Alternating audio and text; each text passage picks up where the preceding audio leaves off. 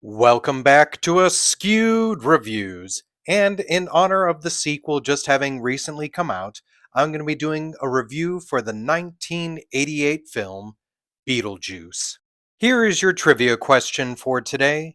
Upon their death, what item are ghosts given? The answer will be at the end of this episode.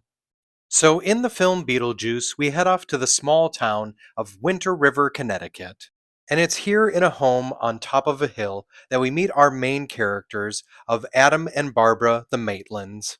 Now, unfortunately for them, on their way back home from town, they end up in a bit of an accident. And afterwards, they end up back home, where they soon realize they're no longer alive. Now, after a bit of time of adjusting to their new lifestyle, a family is now moving into their home. And these would be the Dietzes, Charles, Delia, and their daughter Lydia. Charles, for the most part, is pretty much fine, as he's a bit of a homebody that just wants to relax and doesn't want anything to change. His daughter Lydia, also for the most part, is perfectly fine, although a bit odd and unusual, and she can somehow see the ghosts that are there. And finally, there's Delia. Now, she is an artist, or at the very least believes that she is one, but now she wants to change everything about the Maitland's home, and she'll bring in her home decorator Otho to get the job done. So Adam and Barbara try everything possible to scare this family off, but nothing works. So they end up reaching out to a bioexorcist named Beetlejuice. So he offers them a guaranteed deal of being able to get rid of the Dietzes. Now, of course, the question is at what cost? And can they truly trust this ghost with the most? And if he even gets rid of them, will they ever actually get their home back? The director of this film was Tim Burton, and the reason that this was offered to him is he was currently a hot director due to the success of Pee Wee's Big Adventure. Apparently, another potential director for this film was Wes Craven. The writers for this film were Michael McDowell, Larry Wilson, and Warren Scarron, who was the screenwriter. Michael McDowell was actually inspired by the film Poltergeist, as he thought, what if we reversed it and this time it's the ghosts that are good and the people that are awful? The name Betelgeuse comes from one of the stars that actually makes up the constellation Orion. The original title for this film was not Beetlejuice, but was called House Ghosts. At one point, Burton jokingly suggested Scared Sheetless. The studio actually considered it, though. In case you were ever curious as to why the name Beetlejuice in the film is spelled differently than the title that appears on the movie, this is because the studio figured that the audience would not know how to pronounce the name, and so all of the advertising, marketing, and artwork spells it as Beetlejuice. Michael Keaton, who so wonderfully plays the character of Beetlejuice, ad-libbed almost all of his lines. Also, the character only appears in about 17 minutes of the film. The way that Tim Burton described the character of Beetlejuice to Keaton is having lived in every time period but no time period. So Keaton used this in deciding on the hair, makeup, and costumes for the character. Keaton also based his performance off of Chop Top, the character played by Bill Moseley from Texas Chainsaw Massacre 2. Did you happen to know what other actors were also up for the role of Beetlejuice? Initially, Tim Burton wanted Sammy Davis Jr. Other actors that were up for it were Dustin Hoffman, Robin Williams, Christopher Lloyd, Jim Carrey, Tim Curry, Jack Nicholson, Bill Murray, Robert De Niro, John Cleese, Sam Kinison, Dudley Moore, and Arnold Schwarzenegger. Gina Davis played the character of Barbara. Other actresses that were also up for that role were Kirstie Alley, Sigourney Weaver, Linda Blair, Goldie Hawn, Laura Dern, and Linda Hamilton. As for the character of Adam, played by Alec Baldwin, the only other actor I've heard of being up for the role was Bill Pullman. Winona Ryder plays the character of Lydia, and other actresses that were up for that role were Alyssa Milano, Juliette Lewis, Lori Loughlin, Diane Lane, Sarah Jessica Parker, Brooke Shields, Justine Bateman, Molly Ringwald, Jennifer Connelly, and Heather Langenkamp. Apparently, most of these actresses turned down the role. Catherine O'Hara plays Delia, but that role was originally given to Angelica Houston, who unfortunately became sick at the time and couldn't take the role. This ended up being very lucky for Catherine O'Hara, as she actually met her husband, Bo Welch, the production designer on this film, while doing the movie.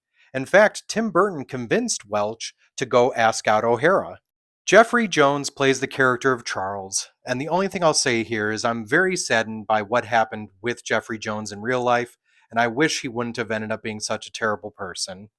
Glenn Shaddix plays the character of Otho. Unfortunately, Shaddix passed away in 2010. Now, there were a few other actors that were up for that role as well, including John Candy, John Goodman, Bob Hoskins, and Wayne Knight. Throughout the film, the name Beetlejuice is said 15 times 8 from Barbara, 2 from Juno, and 5 from Lydia. However, Adam does try to say it, but never says it correctly. Here's something you may not have known, but Beetlejuice was the first film DVD to be sent out by Netflix. One of the potential endings they had for the film was that the Maitlands, the Dietzes, and even Otho would conduct an exorcism that would get rid of Beetlejuice. The Maitlands at this point would have been shrunk down, though, and would apparently now stay that way. However, they would live in the model that Adam made and in the house, which was actually still designed like the original way and not like how the Dietzes changed it. Another potential ending had Lydia die in a fire and then join Adam and Barbara in the afterlife. This was considered too dark and would send the wrong message. Did you happen to know that in the original story, Lydia would have been just like her parents, and there would have been another Dietz that we would have primarily followed that would have been named Kathy and would have been Lydia's younger half sister? As you probably notice in the afterlife sequences, when people die, they stay in the condition that they died in, except for the Maitlands. The reason for this is that because they died from drowning, Burton really felt it would have been awkward to have them wet for the entire movie and would have been very distracting. At one point in the story, Otha makes a statement that those who take their own lives become civil servants. This is technically correct, as everyone that actually works in the afterlife has apparently taken their own life. The lower half of the magician's assistant that Beetlejuice tries to feel up was actually played by Tim Burton's girlfriend at the time. During the dinner scene, the song that was originally going to be used was one by the Ink Spots, but Jeffrey Jones and Catherine O'Hara suggested calypso music, and that's why they ended up using Deo. The TV commercial that Beetlejuice does is a spoof on the Cal Worthington's car commercials. In the film, we discover that ghosts can apparently travel to the planet Saturn, and on this planet they can run into sandworms. But in the original concept, they would have instead gone to a deep dark void, and instead of sandworms, there would have been giant gears like inside of a clock that would have been trying to crush them. There is the potential that Tim Burton was already getting concepts for Jack Skellington, as a skull that resembles his head appears on the top of the carnival head that Beetlejuice has. This movie was primarily filmed in Vermont with some sequences done in California. Did you happen to know that there was a video game for this film on the Nintendo Entertainment System? I have no idea if it was good or not, as I never played it myself. Almost immediately after the film came out, there was talks of a sequel. It was potentially going to be called Beetlejuice Goes Hawaiian, and a few of the actors were even willing to come back for it. But Burton ended up putting all of his time and effort into the Batman films. So, what they ended up doing instead in 1989 was a Beetlejuice animated series, where apparently this time around Beetlejuice and Lydia are good friends. In 2019, they even ended up making this into a musical stage production, which did very well. And of course, now in 2024, we have an actual sequel called Beetlejuice Beetlejuice. Burton has stated that it's very unlikely that he'll do a Beetlejuice, as he feels he would be way too old by the time that they actually started working on it. So when it comes to the film Beetlejuice, I love this movie. It's got perfect casting, the practical effects are really good, the composing by Danny Elfman was amazing, it's very original, and it's very quotable. So I'm going to give this movie a 5 out of 5. And if you like this movie, other films I recommend are Monkey Bone, Little Monsters, Drop Dead Fred, and High Spirits. Now for the answer to the trivia question from the beginning of this episode. Upon their death, what item are ghosts given? So they all apparently get Handbook for the Recently Deceased, which is great. It's very informative, but I don't know why they have it to where humans can not only see this book, but interact with it.